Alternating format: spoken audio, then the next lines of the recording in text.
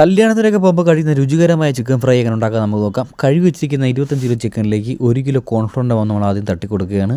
അതിനുശേഷം ചതച്ച മുളക് ക്രഷ്ഡ് ചില്ലി ഒരു 200 ഗ്രാം ചേർക്കുന്നുണ്ട്. ചിക്കൻ മസാല ഒരു 200 ഗ്രാം ചേർക്കുന്നുണ്ട്. മഞ്ഞൾപ്പൊടി ഒരു 50 ഗ്രാം ചേർക്കുന്നുണ്ട്. അതിനുശേഷം കളറിന് വേണ്ടിയിട്ട് നമ്മൾ ചേർക്കുന്നത് കാശ്മീരി ചില്ലിയാണ്. എരിവ് കുറവായിരിക്കും, കളർ കിട്ടും, അതിനുവേണ്ടി ചേർക്കുന്നത് കാശ്മീരി ചില്ലിയാണ്. പിന്നെ ചതച്ച ഇടി മസാല, പട്ട, ഗ്രാമ്പു, ഏലക്കായ, തക്കോലം, പെരിഞ്ചീരകം മിക്സിയിൽ നല്ലപോലെ പൊടിച്ചെടുത്ത ഇടി മസാലയാണ്. ഇനി ചേർക്കുന്നത് ഉപ്പാണ്. ഉപ്പ് ഒരല്പം കൂടി അധികം നിൽക്കണം, മുമ്പിൽ നിൽക്കണം, എന്നാലാണ് ടേസ്റ്റ് ഉണ്ടാവുക.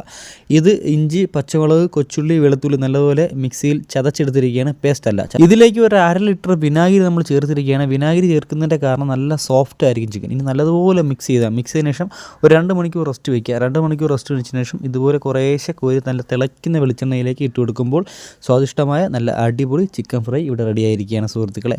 പുതുമയാർന്ന മറ്റൊരു സബ്ജക്റ്റുമായി നമുക്ക് വീണ്ടും കാണാം. വീണ്ടും സന്ധിക്കും വരേക്കും വണക്കം.